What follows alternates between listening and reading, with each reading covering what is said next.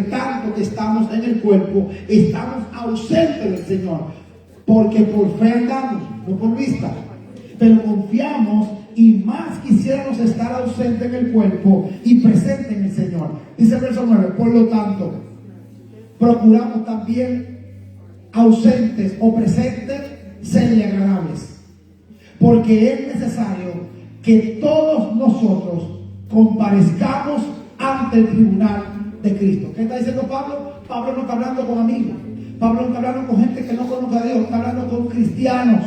Dice aquí, porque es necesario, diga conmigo esto, porque es necesario, y cuando algo es necesario, es vital. O sea que cuando algo es necesario, se convierte prácticamente en imprescindible. Para yo poder pedir la mano de mi amada esposa, yo tuve que hablar con el papá y decirle, me voy a casar. Y era una condición. Incluso yo quería nada más firmar el papel, pero el papá me dijo, no es una boda que hacer. Era más chiquita de 7. Ya usted sabe. Entonces él, como padre, me dijo, para mí como padre es necesario que mi hija se vaya de su casa vestida de blanco. Porque las otras 6 hermanas no le dieron ese regalo a su papá. Y él soñaba con eso. Y él me lo expresó. Y aunque yo tenía poco dinero, hermano, porque hacer una boda no es fácil, en ese tiempo, con muchas limitaciones, yo tuve que decir, el papá me lo está pidiendo. Ahora yo tuve que elegir. ¿Lo vale? Claro que sí. Así que si hay que buscarlo donde sea, buscamos. Pero me casé de blanco, me casé con ella. Y salió ella de su casa vestida de blanco. Entonces, el padre de Mercedes me dijo claramente, es necesario que ella se case, pero se case con una boda. Entonces, cuando Pablo está diciendo aquí, porque es necesario, es que todos vamos a pasar. Y dice aquí, porque todos nosotros compadezcamos ante el tribunal de Cristo. Y oiga lo que dice, para que cada uno reciba según lo que haya hecho. O sea, que Dios nos va a entregar algo según lo que hemos hecho. Dice aquí, según lo que ha hecho, mientras estaba en el cuerpo, mientras estaba ¿dónde? En vida, hermano. Y ahora, yo, cuando Dios me llama, siendo joven, teniendo unos cuantos años ya de casado, yo le digo, Dios, pude entender, hermano, que pensando, dije, porque en mi país era común escuchar a las personas decir, cuando yo me case, tenga hijos, tenga nietos, casa propia y un negocio, yo busco a Dios. Y normalmente para tener todo eso, muchos no lo tienen, es después de los 60 años, 70. Entonces yo digo, entonces la gente le quiere dar la sobra, Dios. Lo peor, porque después de los 70, el hermano, dice mi amigo Raymond Pozo, que después de los 60, usted le da importancia al seguro médico, porque sí, lo usa. De que después de los 60, usted está muy dolido, todo le duele, todo le truena. Entonces, yo entendí, hermano, que entregarle a Dios su juventud es lo mejor, hermano. Y yo le quiero decir como testimonio, no me arrepiento de haber entregado mi juventud a Dios. Y usted no cree que es difícil para mí, hermano, dejar mi carrera, dejar mi profesión, dejar un buen trabajo que tenía, dejar mis sueños, hermano, dejar mis metas por Cristo. Y usted me pregunta, ¿valdrá la pena? Sí, hermano, vale la pena. Porque dice aquí que todos vamos a estar frente al tribunal de Cristo. Y dice aquí, para que cada uno reciba según sus obras. ¿Usted cree que en el tribunal de Cristo a Dios le va a importar mi casa, mi carro, mi negocio? Eso no va a importar, eso importa aquí, pero allá no. Entonces, dice aquí, ¿dónde usted estará en el día del juicio? Yo, hermano, yo estaré en el tribunal de Cristo. ¿Entienden? Pero hay otro escenario que es ante el gran trono blanco. Ahí, hermano, va a estar todo aquel que no creyó. ¿Y a dónde aprendimos esto? En Apocalipsis capítulo 20, su verso 12 dice: y vi a los muertos, grandes y pequeños, de pie ante Dios. Y los libros fueron abiertos, y el otro libro fue abierto, el cual es el libro de la vida. Y fueron juzgados los muertos por las cosas que estaban escritas en los libros, según sus obras. O sea que Dios también a los inconversos, a los que no conocen a Dios, a los que se negaron a aceptar el llamado, también Dios lo va a juzgar, según sus obras. Y es por esto, hermano, enseñaba la semana pasada que el verso 14 dice: y la muerte y el Hades fueron lanzados al lago de fuego. Esta es la muerte segunda. Verso 15: el que no se halló escrito en el libro de la vida fue lanzado en el lago de fuego. Y la Biblia habla claro: si usted no está escrito en ese libro, usted va a tener, como dice el verso 14, esta es la muerte segunda. Hermano, por eso es la que Pablo decía: mi vivir es Cristo y mi morir es. Porque la muerte natural es nada. Por eso es que el diablo le tiene miedo a un hombre de Dios. Hermano, le voy a dar un secreto que lo aprendí hace más de 10 años. Usted sabe que cuando usted anda en fidelidad, en honestidad, en santidad delante de Dios, y no estoy exagerando, el diablo no quiere que usted se muera, porque él sabe que te va a perder. Satanás no quiere que tú te mueras, porque si te mueres te vas con Cristo, ganaste. Porque mi vivir es Cristo y morir es. Entonces el diablo sabe que si te mata, gané. Entonces él no te va a poner la mano. Claro, estoy parafraseando. Sabemos que nuestra vida de un hombre de Dios está en la mano de Dios. Cuando tú no le das legalidad al diablo, el diablo no te puede tocar, si no es que Dios se lo permite, como lo hizo con Job. El diablo le tocó a Job solamente cuando Dios le autorizó. Entonces, esta es la segunda muerte. Entonces, yo quiero estar ante el tribunal de Cristo, no ante el trono blanco. Entonces, hablábamos, hermano, que en 2 de Timoteo, capítulo 4, verso 5, dice claramente: pero tú sé sobrio en todo, soporta las aflicciones, haz obras de evangelista, y al final dice: cumple tu ministerio.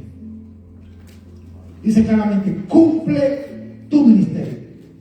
Y yo quiero, hermanos, que cuando hay un pasaje de la Biblia, si puede darle un poquito más para atrás, por favor. Dice aquí en 2 de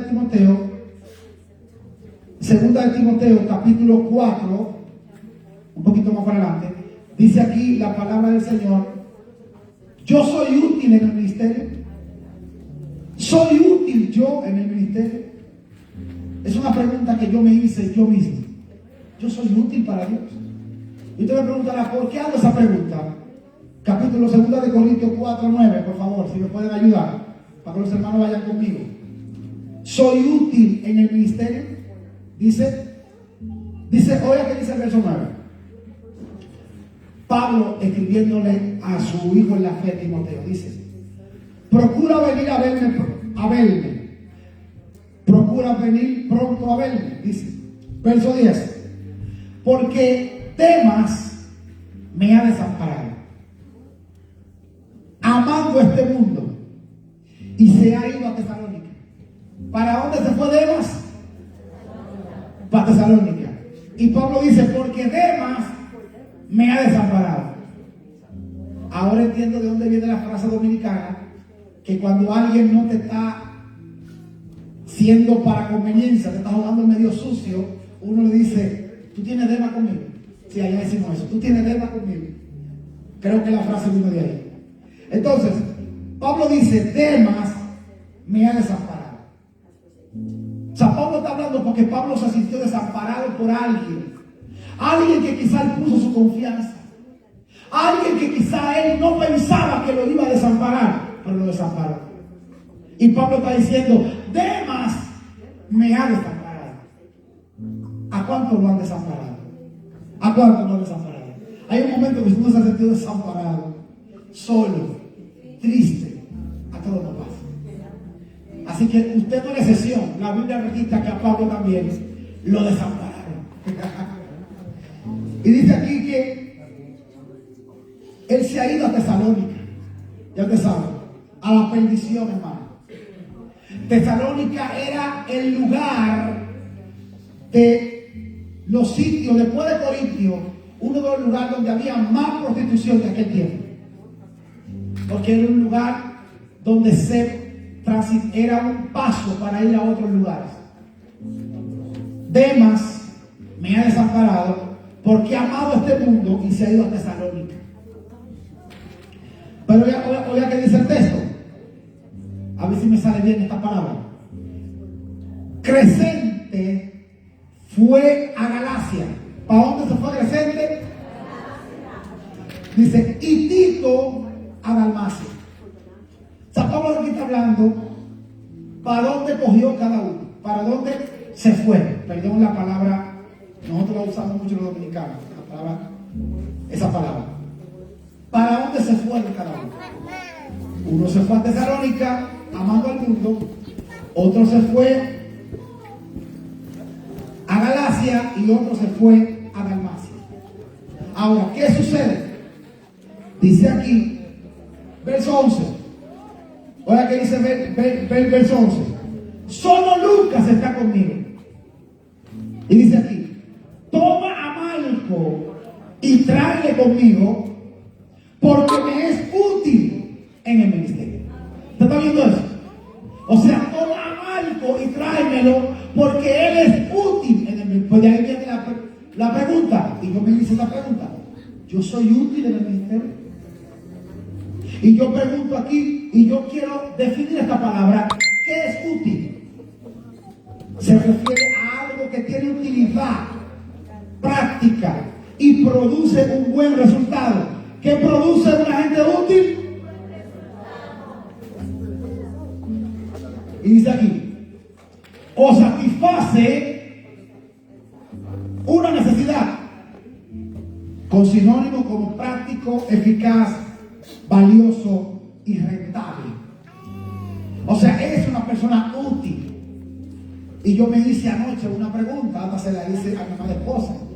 ¿Quiere decir, Mercedes, que si yo no soy útil, soy un? Yo no quiero ni decir. Yo no lo voy a decir. Ya dejé de tarea. Y le dije, amor, entonces si yo no soy útil, soy un. Wow, qué duro esa palabra. No la quiero ni pronunciar. Entonces yo me propuse la noche, cuando me llegaba el mensaje, le dije, no, Señor, yo quiero ser útil. Yo quiero ser como ese que dijo Pablo, tráeme a Marcos, porque él me es útil en el ministerio. Da pena, hermano, pero muchas personas no han entendido, aleluya, que tienen un llamado y un ministerio. Todos tenemos un llamado y un ministerio. Pero muchos creen que el ministerio es el ministerio de sentarse en un banco. No, hermano, ese no es un ministerio. Ese es un lugar donde usted se sienta cada semana para prepararse, pero usted tiene que ser útil en el ministerio. Yo entiendo que usted puede estar en el tiempo de la formación. Yo entiendo que va a durar un tiempo de prepararse, claro. No estoy diciendo que se convierta hoy y mañana vaya a predicar, no. Hay que prepararse. Pero en mi iglesia, gracias a Dios que aquí no hay, pero en mi iglesia había gente con 5, 10, 15 años, hermano, y no le predicaban, hermano, ni a su compañero de trabajo. Hermano, no podemos pasar años tras año y no ser útil en el ministerio. Y yo me pregunto, ¿soy útil yo en el ministerio? Ahora, en todos los ministerios hay oposición. En todos los ministerios hay oposición. Dice 2 de Timoteo capítulo 4, hablando Pablo: a Tíquico te envié a Éfeso. Trae cuando vengas el capote que dejé en la Troas, en la casa de Calpo, y los libros, mayormente los pergaminos. Alejandro el calderero me ha causado muchos males.